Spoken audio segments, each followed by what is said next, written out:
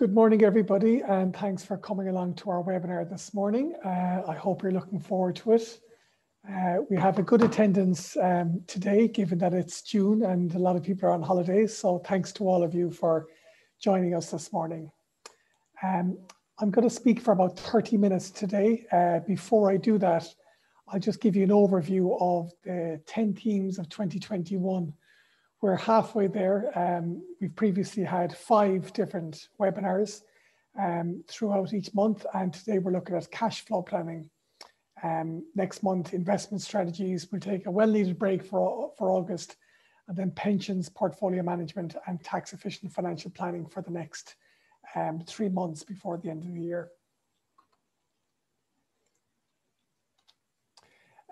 You can submit questions to me as we go. There's a little Q&A tab within Zoom, so please do make this as interactive as possible.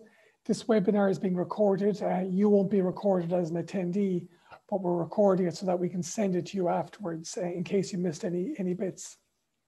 I will also send the slides out afterwards. Okay, so before we speak about the detail of cash flow planning, it is important to look at it in the context of holistic financial planning. So there's 8 distinct pillars, all of which are interrelated. There's retirement planning, succession planning, cash flow planning, asset allocation, investment selection. The difference between asset allocation and investment selection is that asset allocation talks about the high level, and then investment selection is how the investment portion of your asset allocation is populated. There's tax and cost efficiency, which is very important in any financial decision one makes, but in particular, when it comes to pensions and investments. There's risk management, and then there's financial education. So I suppose today, really, we're looking at cash flow planning, but you could say that all areas will be touched on indirectly throughout the day, throughout the morning. So when looking at a cash flow planning strategy, you need to make sure you have a holistic financial plan, firstly, to understand your existing financial position. So nobody here really should take any actions out of this session unless they firstly understand your current position. And that's your capital, so your current assets and your liabilities, and then the theme for today, which is your annual cash flow position. So understand your financial position, very simple: capital and income and outgoings. Secondly, you need to ascertain what your goals and objectives are. Every professional advisor on this webinar and every client of ours will have their own preferences, will have their own unique circumstances. So it's very important that you decide what's right for you or your clients in terms of your financial planning strategy. What age do you want to retire at? What your level of spending is, what your investment goals are, what your restrictions are.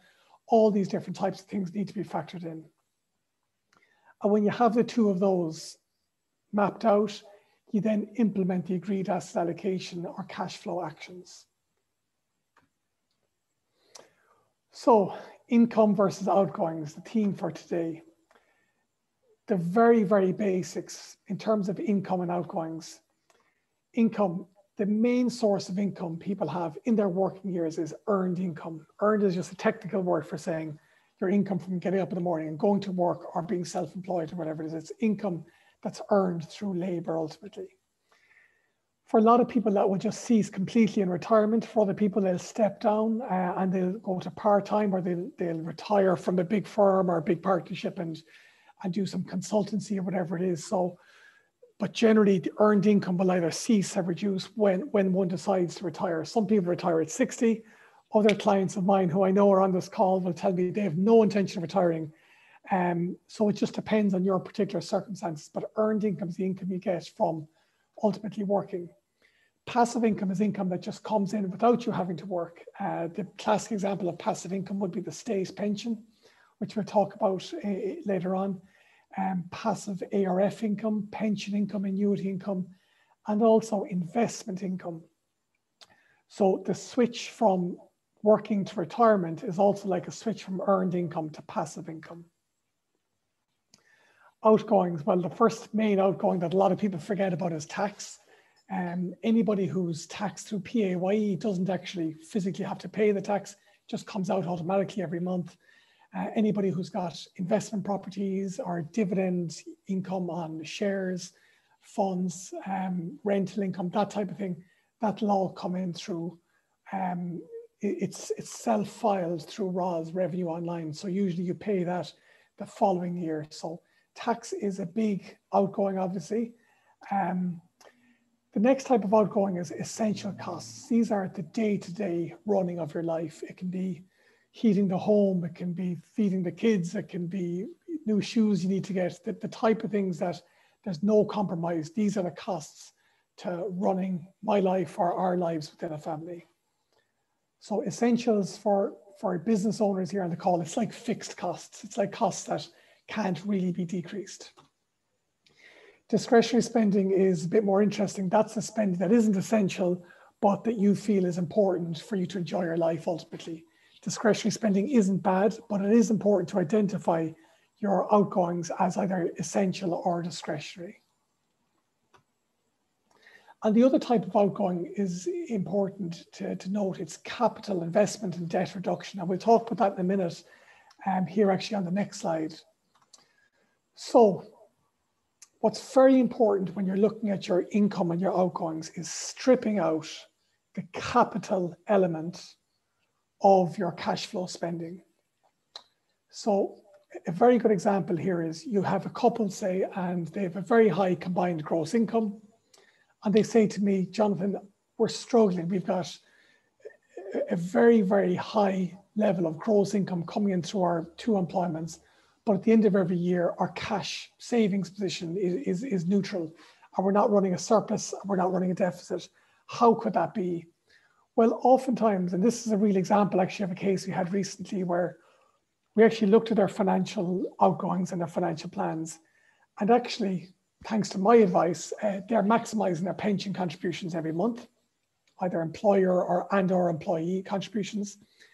And the mortgage repayments that they were making, it's something like 5,000 a month, 60 grand per annum. Actually, about 50,000 of that was principal. So unbeknownst to them, while they were running a cash flow neutral position, their net capital position was actually improving by 100,000 per annum because their debt was coming down and the value of their pensions were going up by 50,000. So actually it's a good habit to be in and a good system to have to be cash flow neutral. So I always say to maintain a minimum amount of cash as either your opportunity or your emergency fund. We'll talk about that in a minute. And then beyond that, it's actually inefficient to be running a large surplus, and equally it's inefficient sometimes to run a large deficit. So there's nothing wrong with being neutral if any surplus income you have is going into your pensions or paying down debt or going into an investment or a savings policy. Another important consideration is to understand the time period of your income and outgoings. So everybody here is a different age, obviously, different stage of their life. Some people here are professional advisors who are advising clients of all ages. Other people are clients in retirement. Other people are clients who are approaching retirement. And other people are, in their 40s, say, who have a long way to go to retirement. It's important to look at the finite, specific time period of all of your income and outgoings, because what's relevant for you today is not going to be relevant in the future. So I'm always encouraging people to step back for a minute and say, if you're putting 3 kids through private school education, secondary school education, that's not going to last forever. That's only 6 years per child. If you're paying high creche fees for your children, or if you're paying your mortgage repayments, that will cease at some stage. So both in terms of your income and your outgoings, they do actually have a finite period. People, here in their 60s, and some people are in receipt of the state pension, other people will receive the state pension. That's 13,000 guaranteed per annum. That's a nice income every single year. People who retire, their pension will all of a sudden turn on an ARF income of 4% per annum. A lot of people then would have concerns about when they get into their elderly years, into their 80s and potentially 90s, will there be nursing home costs or will there be home care costs? So it's important to factor in contingencies like that. But I suppose the key point I'm trying to make here is that all of your current incomes and all of your outgoings, just take a step back and look at it in your full lifespan to say how much of this actually will be relevant for this particular period and what's going to change in the future. Earned income will cease in retirement. Pension income will commence on drawdown. Mortgage repayments will usually end in your 60s. So you may have taken out a 28-year mortgage when you're 40, and that's going to be gone when you're 68. There's a huge cash flow change then the minute that happens. Childcare and education costs, as I said, and there's lots more examples. The next consideration is forgetting about cash flow for a minute. You should always have a contingency fund or nest egg in cash at all times. And that's even before you do anything else, before you make any other decisions. You need to have a buffer of safe money put aside. That's very, very important. I think on post is the best because they give you a level of interest. It's tax-free. There's no fees or charges in it. And actually it is liquid. You can take your money out of a 5-year on post product. You just don't get the accrued interest, but it is actually liquid. So the cash should be liquid and accessible. And it can be an emergency fund for glass half empty, but also an opportunity fund. So you might say, oh my God, we always wanted to get that extension and it's going to cost a couple of $100,000. We have the funds to do that. Or it might be a case of someone in your family falling ill or something unforeseen coming up, and it's important to have an emergency fund on that. So you get your contingency fund sorted before you start worrying about cash flow deficit and surplus. It also, having certain capital in cash enables you to take a bit more risk with your pension. Anybody who's seen our previous webinars about investment strategies and pensions will see that my advice always is that your pension could actually take disproportionately more risk than your personal savings, because the pension takes into consideration your non-pension assets, which may be over-allocated to cash as such. Don't sweat the small stuff. That's important, that you often have people who are saying, oh God, the price for coffee's got up to $3.20 and it was $2.80 last year. And the price of this is 100 euros more than it was last year, whatever it is. I'm always trying to say to people, yeah, that is important to keep an eye on it. But if I say to you, you could put 30 grand into your pension now and get 12,000 back from revenue, financial decisions like that are a lot more relevant than the very small spending issues that often concern people. And actually, if you can take a step back from that and don't worry about the small bits of spending and keep your eye on the bigger picture, that's really where the real value is. Minimize taxes and optimize tax efficiencies. That's very important. Talk to your accountant or your tax advisor about, if you're self-employed through your company, the things you can do. Obviously talk to us in terms of your pension contributions and the efficiencies there. But, one clever decision on a pension contribution will outdo 50 small worries about spending an extra couple of euros here or there. Another important thing is that when we do our analysis on spending, a lot of costs are fixed in nature. In fact, the majority of someone's costs, living costs, are fixed in nature. It might be the mortgage repayments, it might be the heating, it might be the sky, it might be the clothing and footwear, it might be the childcare costs, education fees, all that type of thing, your health insurance. And most of the time, the discretionary spending might only be about 20%. So what that means is that oftentimes when someone has a 20%, say, net increase in their income, for example, if you're running a business, your business profits are higher, or your income increases through investment income or whatever it might be, or PAYE income, that will actually have an exponentially larger increase in your net cash flow, because ultimately your outgoings will not necessarily increase also by 20%. They might only increase by 3 or 4%. So you might actually see a net increase of about 50% in your cash flow. Very, very important is to factor in inflation into your cash flows. Really important, because we're currently we're modeling about 2% at the moment, but with all the quantitative easing and money that's out there in the systems between the Bank of England, the ECB and the Fed, you could look at potentially a 4 or 5% or higher inflation over certain years in the future. So that's going to be very important. So if you're spending 70 grand per annum now, you need to build in a contingency of that going up at least by about 4% per annum. So sometimes you need to pull in the reins on spending and live within your budget. However, it's not always bad. Sometimes you actually have sufficient capital and income and you can spend more. And that's the exercise that we have with clients where we say, no, you're actually doing better than you think, because yes, you're cash flow neutral, but your capital position is increasing by 100 grand per annum.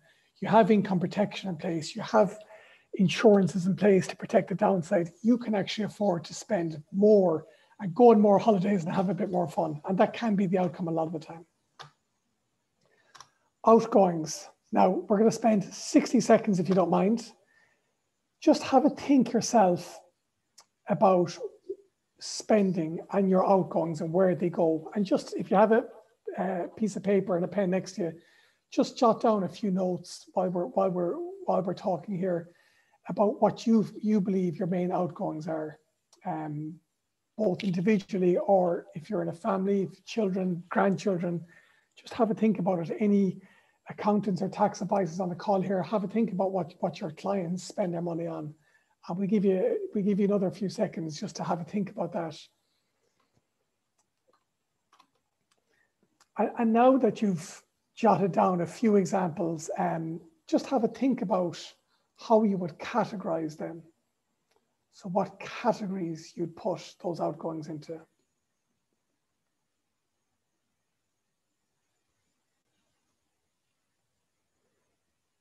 Okay, I hope there's lots of scribbling going on. So this is just an example of the spreadsheet system we use. And if you look at the different outgoings here, the first one here, you've got gas and electricity or whatever heating system you have. You know, that could be 200 a month, for example. That tots up bins, clothing and footwear, meals out. So you can see here, I won't go through every one individually, but the second last column here is categories. So that's where we categorize each of your spending into about 10 different types of categories. And then the last column is how we categorize them in terms of whether they're essential or discretionary. So this is a really good exercise for anybody to do, no matter how much you feel you need to do it. Honestly, if you could do this once, you only need to do it then once every year going forward. We can provide you with a template if you like. It's a really good spreadsheet that we've designed that's very user-friendly. I'm just going to pop onto it here on this screen here. I will see if I can bring this up here. Okay, so this is the spreadsheet then that we have. So this is the template. So you can see here, you know, someone could say, okay, education fees are, you know, 2,000, and that's twice a year, that's 12 grand per annum, so 6 times per year, maybe in this case, twice per year. We categorize that. We have all these different categories here. We might call that education. And this is an example of someone might call it essential, someone else will call it discretionary. The food and the groceries per house, that might be 300 per month, 12 times per annum. And then we would categorize this as house and groceries, and that is certainly essential. And then you get the idea. And then in the analysis tab here, then we have the pie charts, and this will be populated as we go. So look, we'll send this on to you, no problem. And I hope you benefit from it. And it's a very good exercise to do, just to capture the cost of running our business on an annual basis every year. Okay, so I'm going to go back now to the main. So what I'm going to jump onto here is the financial planning software that we use for looking at the finances of individuals. Now this is mostly relevant for people who are coming up to retirement, or they're transitioning to retirement, or they're coming out of retirement. So if we look at this case here, there's a couple, Joe and Mary Bloggs. They're both in their early 60s and they've got 2 kids. At the moment, there's 300,000 of combined earned income and rental income of 20,000. They've got savings. They've got deposits of 300,000, an investment portfolio of 500,000. They've got their home that has a big mortgage on it and an apartment in Grand Canal. rental property that's being rented out, that's receiving 20,000 per annum in rent. Pensions, thankfully they took my advice and they've set up nice pensions. Joe has an occupational scheme worth $1 million. Mary has a DB scheme that'll kick in at 30,000 per annum. Mary also has an ARF worth 500,000. And we're both assuming they'll get pretty much the full state pension from, who knows, 67, 68, whatever it might be. In terms of loans, they have a mortgage on the Grand Canal property of 600,000, and they've got a mortgage on their home of 750,000. And their expenses here, they go on holidays, 15,000 per annum, cost them 25 grand per annum to run the house, and they've grouped all of their other expenses into 70,000 per annum. So ultimately 110,000 per annum is what it's costing them. Now, a picture paints 1,000 words. What we're going to show you here is their cash flow model. Now, this is bad because when you see red here, that means that they run out of money when they're 87. But it means they run out of cash flow, liquid cash. They would then need to sell their property to come up with the funds to meet their needs. So when you see red in these plans, it's a bad omen ultimately. So when we strip back here and look at all of their sources of income, so remember they're both in their early 60s.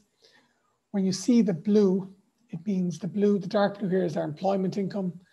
So at the moment, if we take away all of the different sources of income and now all you see is red, this is how much it costs them to live their life. Now this includes tax on their income. So how is this shortfall met? Okay, the first one here I'm going to tick is employment. So remember earlier in the presentation, I said that your employment, that all of your income and outgoings are generally for a finite period. Well, if they want to retire in their mid-60s, this dark blue, or their income, which we've assumed is going to grow by 2% per annum, falls away completely. Other income is rental income. So you see that supplements their income. So it brings them closer to the red line. And ultimately that's going to continue in retirement. And you see it, there's a small indexation up there as well in relation to that. The state pension I'm going to tick now, and you'll see how the state pension, which kicks in here at 66 for both of them, gives a nice little boost. Again, fills the hole somewhat. The next one, if you remember, we had Mary receives a DB scheme of 30,000 per annum. That kicks in here at 65. So again, we're getting closer to filling the void. The next one I'm going to tick here is the planned withdrawal. What that is the 25% lump sum from their pensions. That gives a big boost here when they're 65. The next one I'm going to tick is their ARF, AMRF income. The ARF is the 75% remaining pension fund after your 25% lump sum. That should make a big difference here. So yes, you see that makes a big difference. And ultimately, in this case, they then need to rely on their savings and investments. If you remember, we had a 300 grand deposit and 500,000 investment. And when they tick this here, savings and investments, that's why you don't see any red then. But ultimately, they run out of money at age 88. So that's bad, okay? So ultimately, this couple need to make financial decisions now to plug that hole. Well, to paint a worse case scenario is we can go to, I've created these what if scenarios. I had said earlier that we're running inflation at a 2% per annum model. Well, if we actually assume inflation is going to run at 4%, let's see what happens here when it reloads in terms of when they run out of money. So remember, it was 87, 88 was when the red came in. And now if we go to the let's see here in the cash flow, once this loads, we'll see that the 4% per annum inflation rate, so their spending of 110,000 per annum would be increased by 4% per annum as opposed to 2% per annum. If that happens in an inflationary environment, then they would run out of money a lot sooner than 87, 88. That's just loading there at the moment. It shouldn't take too much longer. And that's the beauty of this software, is that we can bring it, we can build in what if scenarios. So in this case, great chart. It actually shows that they run out of money by 80. So compound interest is so important. And then from a negative point of view, compounding costs by a higher rate of 4% versus 2% has a huge impact here. So in this case, it looks like they would be in trouble. One of the other things I built in was if they sold their investment property in 2030, that's another scenario that would make a big difference, because it means that by selling the investment property in 9 years' time, they would clear off the debt and they would have sufficient cash flow to get them through another few years. That would be one solution. The other solution, which I haven't modeled here, but which we would do in a kind of face-to-face client meeting, would be I might sit down with Joe and Mary and say, I don't believe that you can continue to spend 110,000 per annum and also retire at 65. So you can either retire at 70 and spend 110,000 per annum, or retire at 65 but spend 90,000 per annum. This here, as this has come up here, this is the scenario of selling the investment property in 2030, and you can see here there's no red anymore. So that has solved their problem as such. Now, the other thing that this system doesn't capture, this chart doesn't capture, the system does, is what the legacy would be for the next generation. What I'll do here is, because that is important for people, particularly those who've got children and grandchildren, to say that, okay, I may have sufficient assets for my lifetime and our lifetime as a couple, but we also have 4 children who are married with grandchildren, that type of thing. So we want to leave, at least 500,000 for our kids or whatever it might be. And that can also be built in. And one way of doing that is actually just stripping out. What I think is useful is actually just taking the home out of the plan completely. So let's say, for example, you are mortgage free and the value of your home is 1 million. We can actually just take it out of the plan and say, well, that's the inheritance for the kids. And yes, there'll be tax on that. If there's 3 kids, that's actually tax free, because if they haven't used their Group A thresholds, the Group A threshold is 335,000 each. So 3 then would bring it up to 1 million. But then you have to assume if you're only 61 and your home is worth 1 million, by the time the kids actually inherit it, it's going to be worth significantly more, most likely, because the chances are that of a couple in their early 60s, the latter one will live for at least 25 or 30 years as such. So this software is really, really useful for going through all of your scenarios, looking at what your legacy might be in terms of, okay, the planned legacy. If Joseph died today, what would happen? If Mary died today, it goes through exactly what the tax would be. In this case, everything goes to Joe and everything goes to Mary. We could look at if they both died today. Ultimately, the tax would be 627,000 for the kids. That is an issue. There are ways of solving that, as you know, from Section 72 whole of life insurance policies to cover off that cat liability. So this demo, hopefully, there's a couple of questions coming in. Keep coming with the questions. We have another 4 or 5 minutes, but hopefully this demo here is useful to give you a flavor of the sophistication when it comes to comprehensive planning. As I say, this isn't that relevant for people below the age of 50, because they might be at least 10, 15 years to retirement, and a lot of what they do is kind of out of their control for the time being. But generally from age 50 onwards, and every year closer to your target retirement age, this type of planning becomes more and more important all the time. So I'm just going to jump back here for a minute to our presentation. So cash flows in retirement. So I'll just run through this very quickly. You need to look at your capital position and your annual cash flow. People are living longer than in previous generations. That is great news. It really is. But it means that we have a longer pension. We need a larger pension to fund a longer retirement. So we need to be very, very conscious of that. That yes, it's a good thing that we're living longer, but we also need to make sure that you have sufficient capital built up. And in some cases, people need to re-examine their retirement age. We have a lot of clients who are business owners who've sold out of their business at a relatively young age. They might get a large lump sum in their 50s, but that lump sum doesn't look as attractive when you consider potential inflation years to come.